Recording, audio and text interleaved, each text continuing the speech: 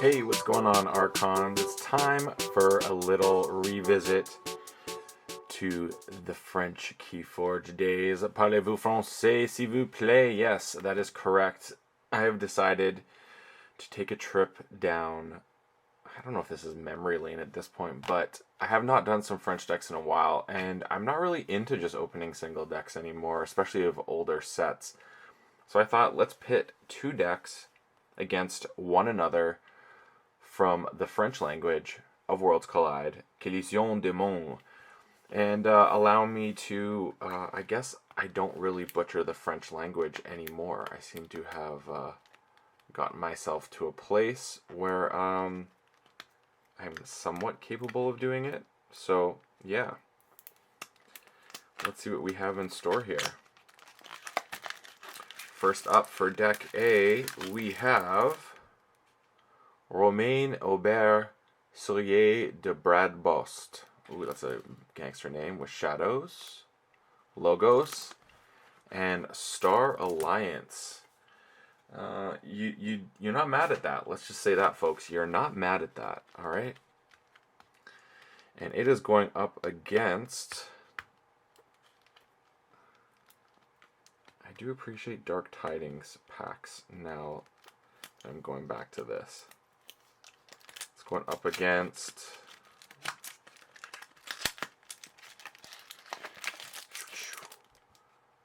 Samuel Martinez Marquis de Rotke, and it is Saurian Brobnar Untamed for deck B.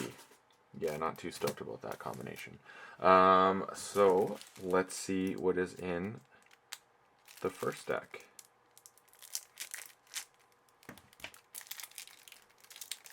We got, ooh, this deck, I don't know, this deck's got the feels to it. Just touching it, you know, it's got that vibe. The vibes are strong. So first up, we have Fille, Ider 4 4 et 4, Hepsis. That's interesting, actually. Quant, Éclair jumelé, Exploiter du anomalie. Ooh, Exploiter du anomalie 2. Code Sinjay. Mini Think Tank. A Vinda. Colin Les Gomonteurs. Delite de Fuite. Quejules Malicieux. Oh, that was awful. Ne crois personne. Umbra. Le Band Olero. Giguette. Nombre et alors. Manchego. Le Conseil de Ombre. And then we move on to Star Alliance with Walls, Inge et Chef. Explorer. Frein Officer en Chef. Lieutenant Karkar. Toubib Ingram.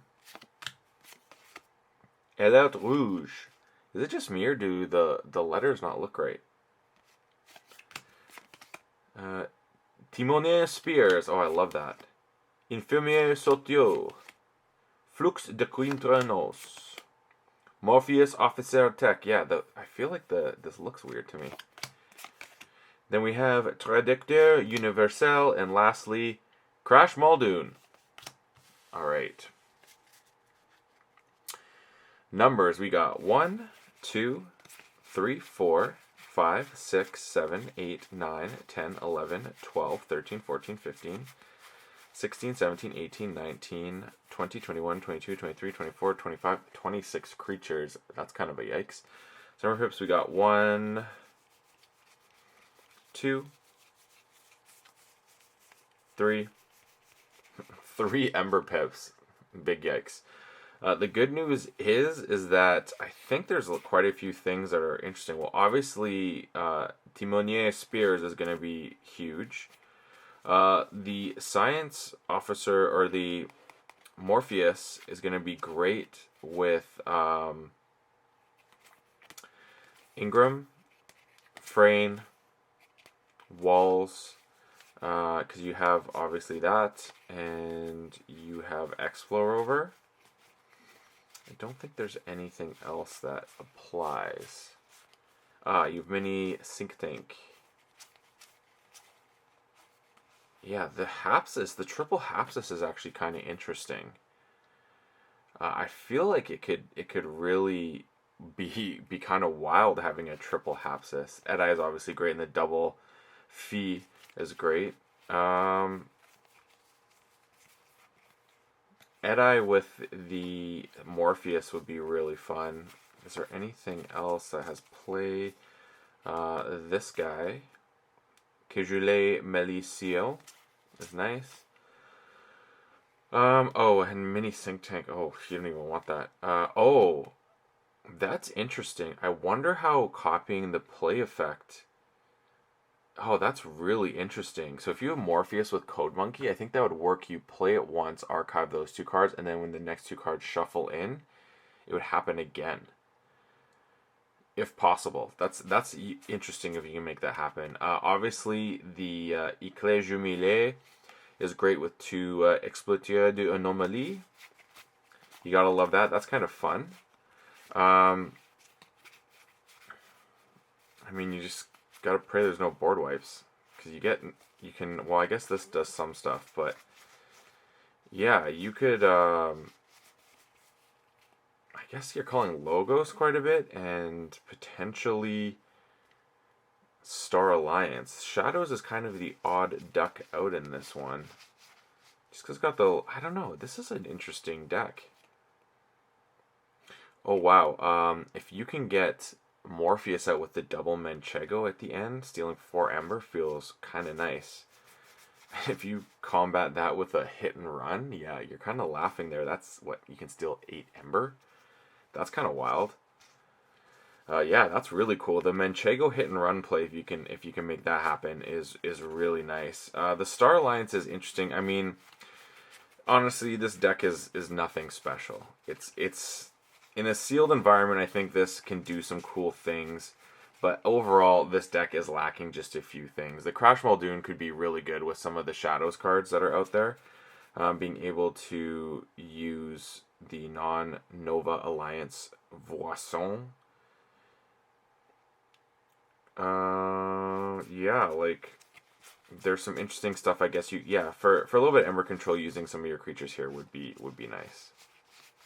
Even a Hapsis or a Quant, so you really get that cycling. Obviously, I actually really like the double Phi, because if you have more cards in hand and your Helmsman Spears, it just gives you a chance to draw more and cycle. But like I said, you kind of want to establish a board and then need to reap out. So, I mean, as much as I like the Star Alliance plays for that, I really think that the Logos is where it's at, where you're going to get the most value of doing stuff. I mean, you have the board controls, you got the Hapsis potentially. I mean, if it's not killing something and it's warded, you can finish it off with an Anomaly Exploiter. So I think this deck cycles real nice, like real nice cycle. But the deck as a whole is nothing to write home about. So let's see if deck B has something a little bit more exciting and enticing inside.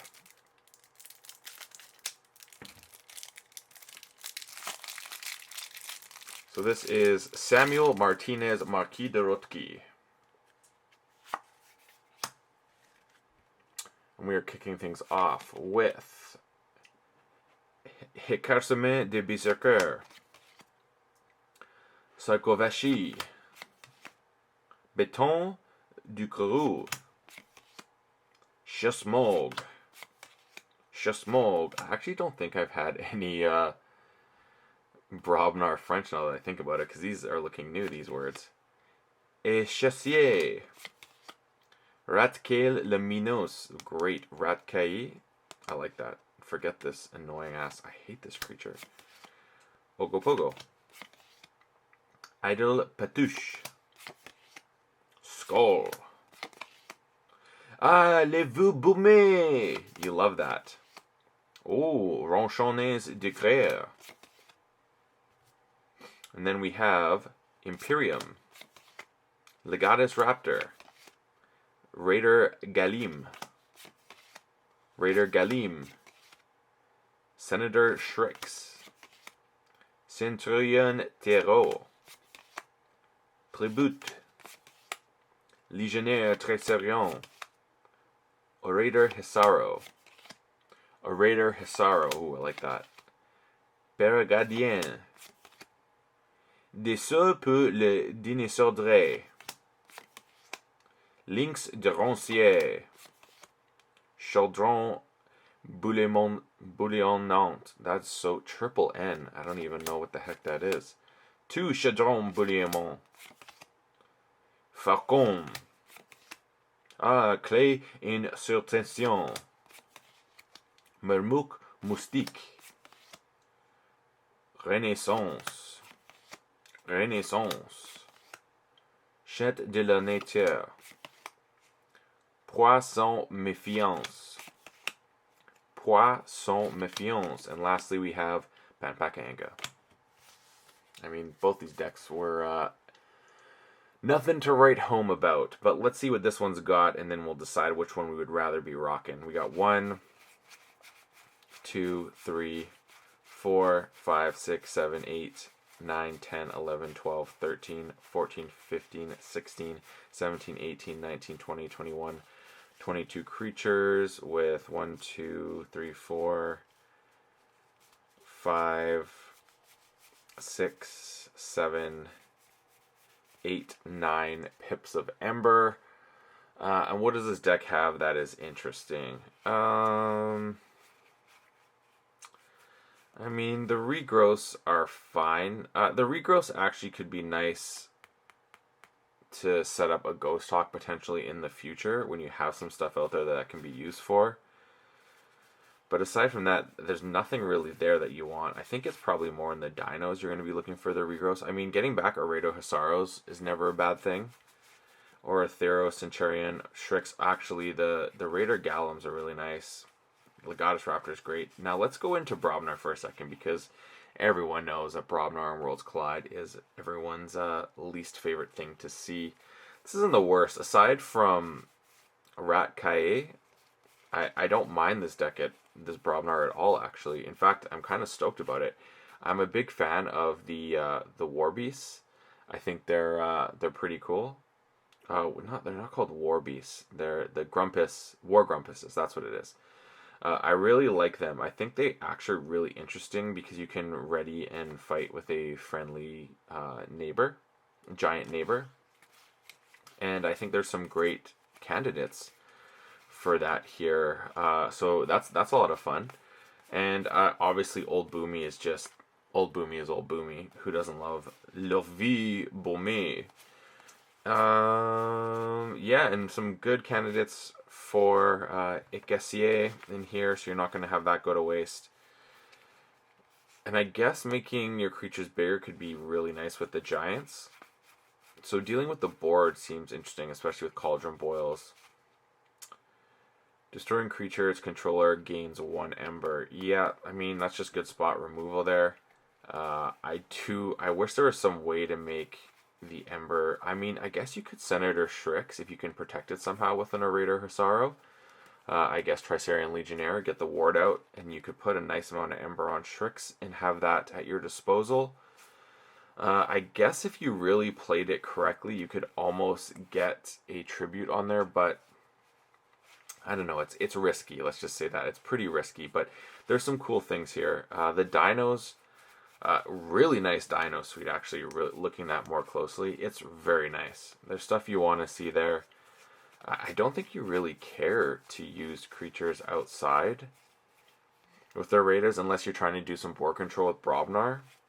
I have a feeling you are just rocking away dinos, getting extra use out of them. An Imperial Forge would be amazing in this deck with some of the stuff that's in here.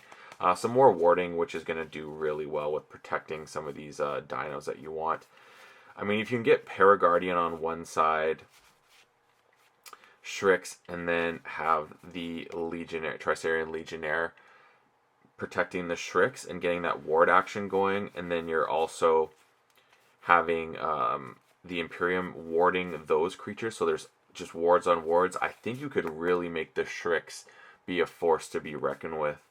Obviously, the tribute only works with timing, so it's probably not going to be something that works off that frequently, but it's there. I think the Arredo Hisaro play is a little bit more up the alley of making that work, especially if you could actually do some cool stuff with Paraguardian and Arredo Hisaro and getting double whammies out of there, which is kind of cool. I could even see you going Arredo Hisaro, you readying Paraguardian and Strix, and then you actually destroy it, gain an Ember, and then you can reap and right away ward your Senator Strix. If you put something else on the other side of Paraguardian, then you can have that going too. So I think there's some interesting things in that regard. Yeah, I guess these are kind of nice. The Poisson Méfiance is because you can basically get these going, and after you get them going, you could have damage, and then if you go double the damage, it's going to do some cool stuff there. So that's kind of a cool thing you could pull as well. Aside from that, I think this deck is fairly straightforward. Yes, you can use the Bramble Links. I guess Ghost Hawk into a Bramble Links is kind of nice to activate that. That's one thing. But yeah, I definitely think the Dinos is where it's at in this deck. You're going to be using Brobner to do a little board control, but Untamed is more on the... Oh, I just realized? Untamed is cool for Strix, potentially into a Key Charge the following turn. Not quite sure how. Actually, I just realized. If you can get a Chant of Hubris, what the heck am I talking about? Chant de la Nature, the Call of the Wild? I can't even remember this card name anymore in English. Chant of Nature's Call. No, it's not Nature's Call. Call of the Wild, I swear. Song of the Wild, that's it. Song of the Wild, that's it. If you can get Song of the Wild with a Ghost Hawk going into a Strix, which would allow you then to Key Charge potentially because you get more Ember. That's what, 1, 2, 3... 3 Ember just from Senator Strix, never mind what Strix already had on it, which is kind of neat. And then you also have the possibility, I guess, of, if you need to, using Raider Gellum to increase the cost of keys for your opponent's next turn by doing that. So, yeah, there's some interesting things here with the Ghost Hawk plays I like. Yeah, into that. So, I don't know. I'm actually conflicted now on which deck I'd want to play more. So, I think I'm going to probably stick with deck A, just because deck A has the houses I love, which is Star Alliance and Logos, and I really see those two things doing some wild things with just the card draw and cycling and stuff, so I kind of want to see what that does. So my pick is A, but I actually think deck B may be able to pull out some more wild stuff. So what would your choice be? And appreciate you tuning into this one. I know this is kind of a throwback, but I've been missing some French. It's a lot of fun to try and butcher the French language, and I found out that I'm not as bad as I thought. So I just wanted to revisit this and crack some of these decks. So as always, folks, may your Ember never be stolen and your keys forged properly. Have a good one.